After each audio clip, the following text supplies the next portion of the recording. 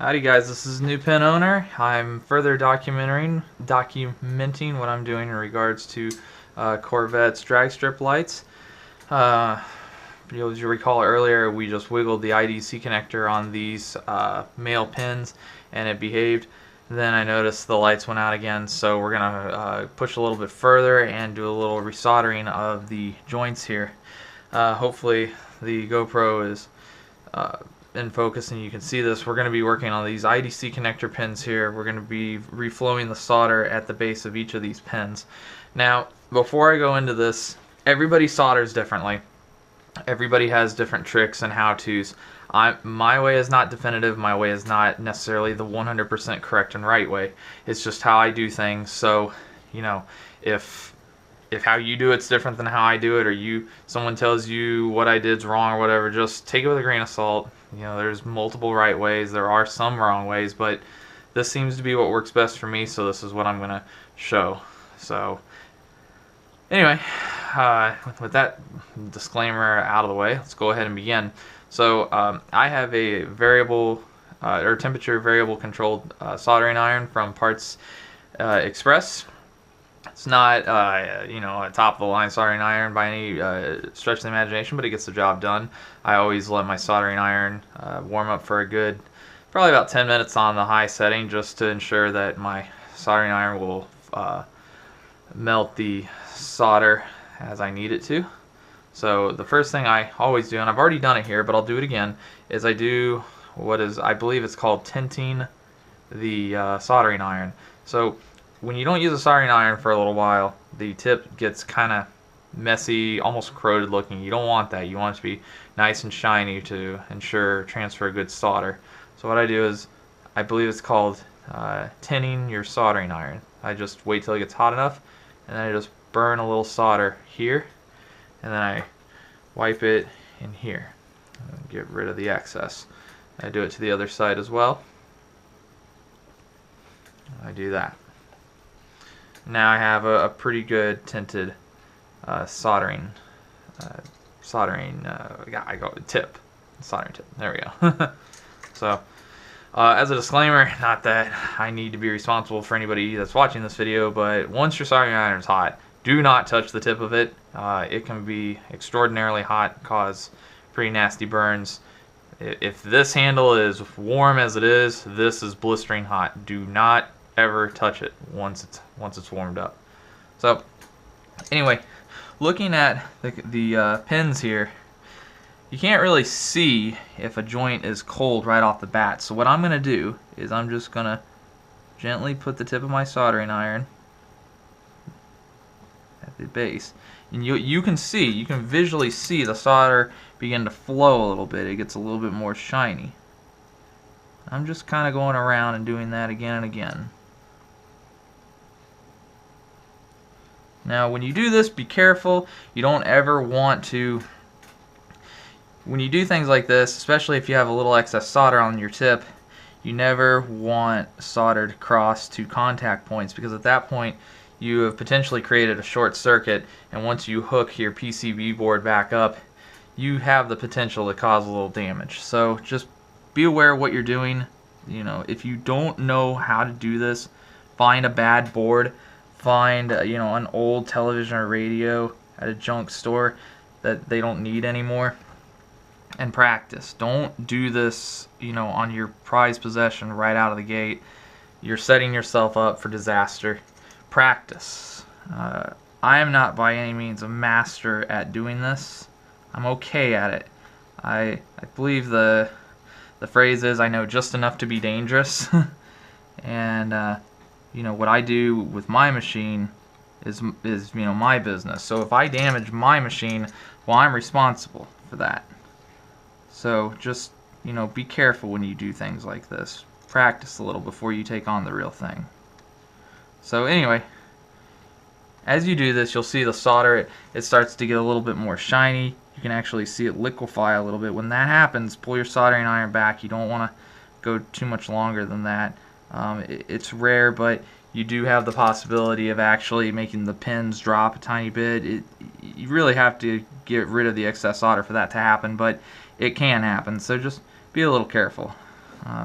I did note as I'm taking this video that pin 8 looks a little bit more rusty, I guess you could say, in comparison to the others. So I didn't look at the manual real quick. This is just a quick thing that I can do.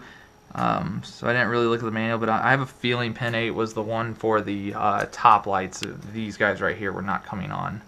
I could just trace the joints and look real quick, but I mean that would involve some kind of actual thought process, and I'm incapable of that most of the time. So, but anyway, so I've reflowed the solder really quickly. Another thing that I can do is I can just lay a little bit of excess solder on there to be 100% sure.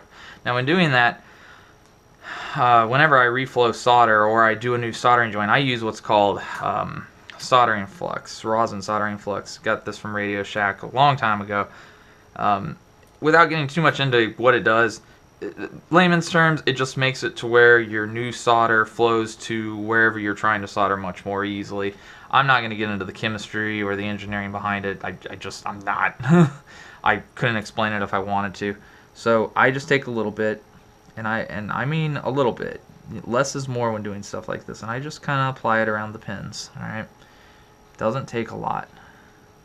Remember, and this is with a lot of things in life. Less is more. So just don't, it's kind of like when you work on a car and you're doing something on it for the first time.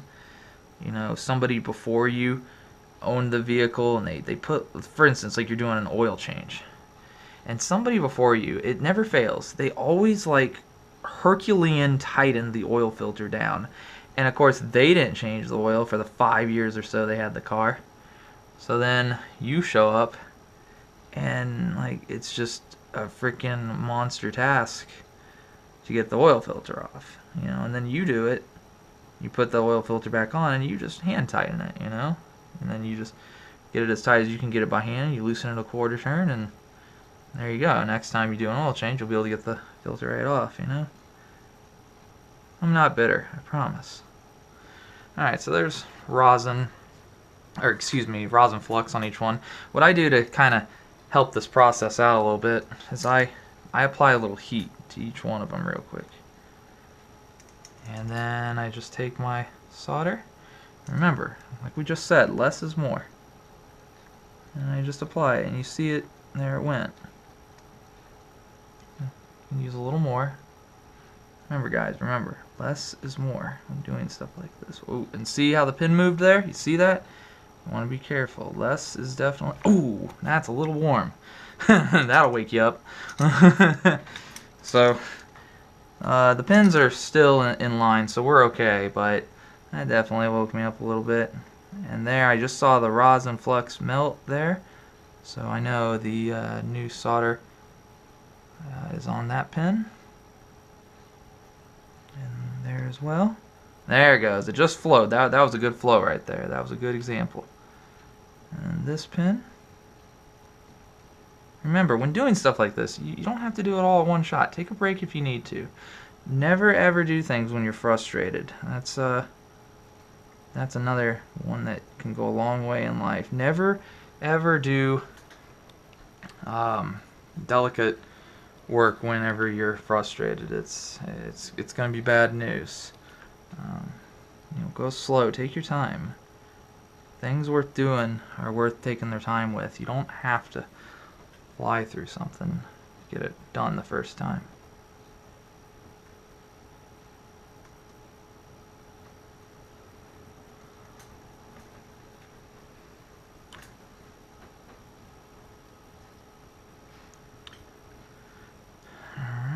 And we'll just check that last pin. Just make sure everything's okay. Everything should be okay, but we're just checking.